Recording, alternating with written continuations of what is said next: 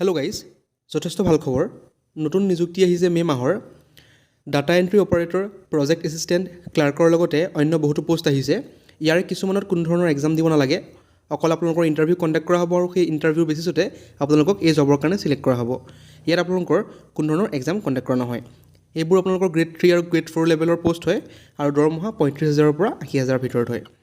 আৰু সকলোবোৰ কম ভিডিঅ'ত কেনেকৈ এপ্লাই কৰিব, কেতিয়াৰ পৰা এপ্লাই ষ্টাৰ্ট হ'ব আৰু ইয়াৰ চেলাৰী কিমান হ'ব, তাৰ লগতে ইয়াৰ প্ৰচেছবোৰ কেনেকুৱা ধৰণৰ হ'ব। গতিকে ভিডিঅ'টোৰ শেষলৈকে চাই থাকক। যদিহে চেনেলটো নতুনকৈ আহিছে, চেনেলটো ছাবস্ক্ৰাইব কৰি ৰাখিব আগলৈ যদি এনেকুৱা ধৰণৰ ভিডিঅ' চাব বিচাৰে। গতিকে আহক আমি ফাৰ্ষ্ট জবটো চাওঁ কি আহিছে। ফাৰ্ষ্ট জবটো আহিছে যোনখন ছায়েন্স চিটি গুৱাহাটী, তাৰ পৰা দেখা পাইছে name of the post project scientist, আৰু এটা পোষ্ট আহিছে, এইটো হৈছে আপোনালোকৰ প্ৰজেক্ট এছিষ্টেণ্ট একাউণ্টৰ কাৰণে। যোনটো আপোনালোকৰ প্ৰজেক্ট এছিষ্টেণ্ট একাউণ্টছৰ কাৰণে ইয়াৰ আপোনালোকৰ কোৱালিফিকেশ্যন বিচাৰিছে first class BCom with specialization in accountancy. আপোনালোকৰ একাউণ্টেঞ্চি থাকিব লাগিব, তাৰ লগতে বিকম লাগিব ফাৰ্ষ্ট ক্লাছ। ইয়াত আপোনালোকৰ এক্সপিৰিয়েঞ্চ এণ্ড স্কিল বিচাৰিছে candidate must have adequate knowledge and proficiency in accounting using TallyPrime, income tax, GST filing etcetera. আপোনালোকৰ নলেজ থাকিব লাগিব টেলিপ্ৰাইম চলোৱা, আৰু তাৰ লগতে আপোনালোকে ইনকম টেক্স, GST ফাইলিঙৰ এক্সপিৰিয়েঞ্চ থাকিব লাগিব। তাৰ লগতে ছেকেণ্ডটো বিচাৰিছে preference will be given to the candidates having minimum 1 year experience. যদিহে আপোনালোকৰ 1 বছৰৰ এক্সপিৰিয়েঞ্চ আছে তেনেহ'লে সেইসকল কেণ্ডিডেটক প্ৰিফাৰ কৰা হ'ব। তাৰ লগতে আপোনালোকৰ ফিক্সড ৰেমুনাৰেশ্যন অৰ্থাৎ চেলাৰী কিমান হ'ব, 26,800 per month দিয়া হ'ব। আৰু এজটো বিচাৰিছে 18-ৰ পৰা 38 years। আৰু এপ্লাই কেনেকৈ কৰিব, আপোনালোকে এখন ষ্টেণ্ডাৰ্ড ফৰ্ম পায় এপ্লিকেশ্যন, যোনখন আছাম গেজেট পাৰ্ট 9 বুলি কয়, সেইখন আপোনালোকে ফিল আপ কৰিব লাগিব। তাৰ লগতে পাছপৰ্ট চাইজ ফটোগ্ৰাফ দিব লাগিব, ছেল্ফ এটেষ্টেড, আৰু অল ডকুমেণ্টছ আপোনালোকৰ এডুকেশ্যনেল যিমান ডকুমেণ্টছ আছে, তাৰ লগতে এজ প্ৰুফৰ কাৰণে যিমান ডকুমেণ্টছ লাগে সকলোবোৰ দি পেলাই তাত দিব লাগিব। তাৰ লগতে আপোনালোকৰ অৰিজিনেল যিমান এডুকেশ্যনেল ডকুমেণ্টছ আছে সকলোবোৰ লৈ যাব লাগিব, তাত যিহেতু অন দ্য স্পট ডকুমেণ্ট ভেৰিফিকেশ্যনো কৰিব পাৰে। ইয়াত আপোনালোকৰ date and time of the interview দিয়া আছে 25/5/2026, অৰ্থাৎ আপোনালোকৰ 25 মে' তাৰিখে এই ইণ্টাৰভিউটো কণ্ডাক্ট কৰা হ'ব। তাৰপাছত প্লেচ অফ ইণ্টাৰভিউ দেখা পাইছে ছায়েন্স চিটি গুৱাহাটী, টেপেচিয়া, সোণাপুৰ, গুৱাহাটী। যোনখন নতুনকৈ আপোনালোকৰ ছায়েন্স চিটি অ'পেন কৰা হৈছে টেপেচিয়া, সোণাপুৰত, তাত আপোনালোকৰ ইণ্টাৰভিউটো কণ্ডাক্ট কৰা হ'ব। প্লেচ অফ পষ্টিং দেখা পাইছে ৱৰ্ক প্লেচ উইল বি বিজ্ঞান ভৱন, GS road, Guwahati and science city Guwahati. আপোনালোকৰ 2 জেগাত হ'ব পাৰে, 2 জেগাত আপোনালোকৰ মেনশ্যন কৰা আছে কি জেগাত আপোনালোকৰ এই পষ্টিংবোৰ হ'ব। তাৰপিছত এইটোৱে আছিলে। আৰু আপোনালোকৰ ওপৰৰ যোনটো পোষ্ট আছিলে সেইটো আপোনালোকৰ প্ৰজেক্ট চাইণ্টিষ্ট হয়। ইয়াত আপোনালোকৰ কি লাগিব, ফাৰ্ষ্ট ক্লাছ MSc লাগিব ইন এনভাইৰমেণ্টেল চায়েন্স, নহ'লে ইক'লজি, নহ'লে বটানী, নহ'লে জুলজি, নহ'লে life sciences from the recognise university. ইয়াত আপোনালোকৰ এক্সপিৰিয়েঞ্চ বিচাৰিছে additional weightage will be given to the candidate having minimum 1 year experience. যদি আপোনালোকৰ 1 year এক্সপিৰিয়েঞ্চ আছে ইন চায়েন্স কমিউনিকেশ্যন তেনেহ'লে আপোনালোকক প্ৰিফাৰ কৰা হ'ব।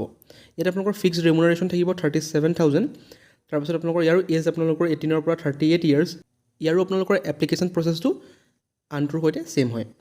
তাৰপাছত আপোনালোকৰ ডেট অফ ইণ্টাৰভিউ দিয়া আছে ছেইম 25 তাৰিখে আপোনালোকৰ ইণ্টাৰভিউটো কণ্ডাক্ট কৰা হ'ব। আৰু place of interview science city Guwahati, আৰু প্লেচ অফ পষ্টিং যোনটো মই ক'লোঁ 2টা জেগাতে আপোনালোকৰ পষ্টিং হ'ব পাৰে। ফাৰ্ষ্ট জবটো আপোনালোকে গম পালে ক'ত আছিলে, ছায়েন্স চিটি গুৱাহাটী। এতিয়া আহোঁ আমি ছেকেণ্ড পোষ্টটো আহিছে GMCHৰ পৰা, দেখা পাইছে এডভাৰটাইজমেণ্ট।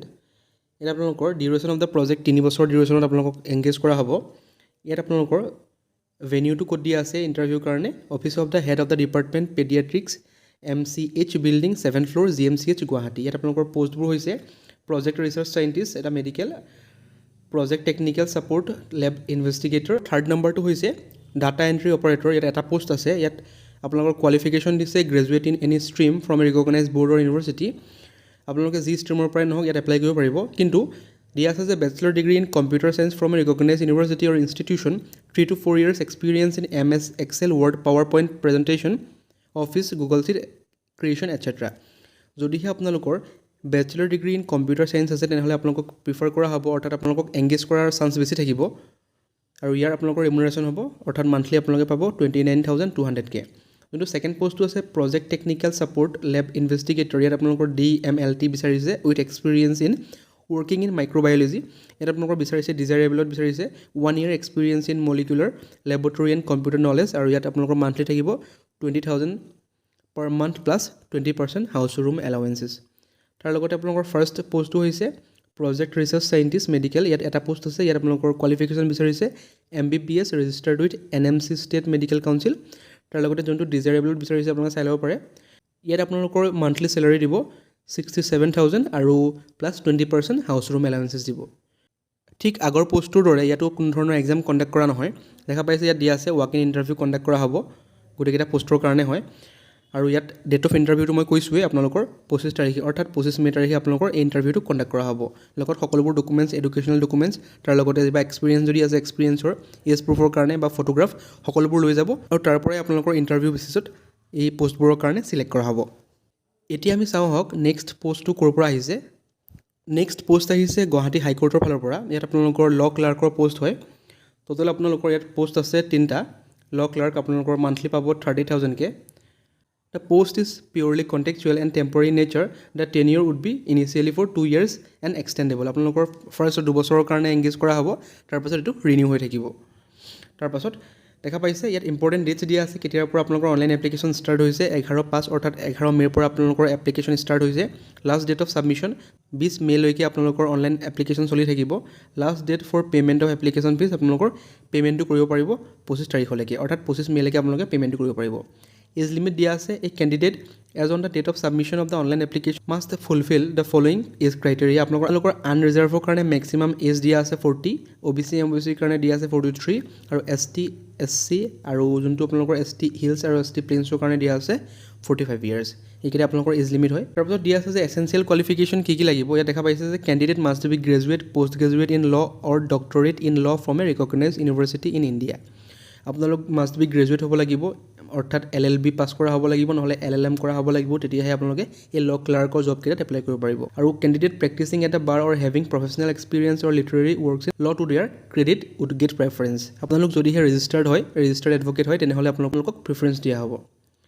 তাৰপিছত দিয়া আছে যে আপোনালোকৰ ইয়াত চিলেকশ্যন প্ৰচেছটো ইয়াত এক্সাম কণ্ডাক্ট কৰা হ'ব। ষ্টেজ 1ৰ কি এক্সাম আহিব, ৰিটেন এক্সামিনেশ্যন হ'ব, কিমান থাকিব, 120 মাৰ্কছ থাকিব, 2 ঘণ্টা থাকিব। তাৰ লগতে কি আপোনালোকৰ ছাবজেক্টৰ পৰা কুৱেশ্যন আহিব।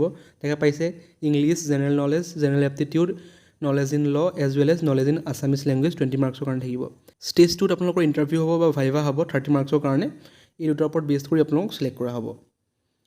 তাৰপাছত কেনেকৈ এপ্লাই কৰিব ইয়াত দিয়া আছে যে যোনটো আপোনালোকৰ গুৱাহাটী হাইকোৰ্টৰ অফিচিয়েল ৱেবছাইট আছে তাত যাব লাগিব, তাত গৈ পেলাই আপোনালোকে এপ্লাই কৰিব পাৰিব। দিয়া আছে এপ্লিকেশ্যন ফিজৰ বিষয়ে। দেখা পাইছে আনৰিজাৰ্ভ OBC MBCৰ কাৰণে 500, আৰু যিসকল ST প্লেইনছ, ST হিলছ আছে তেওঁলোকৰ কাৰণে 250, আৰু PWBDৰ কাৰণে নীল, কোনো ধৰণৰ ফি নাই।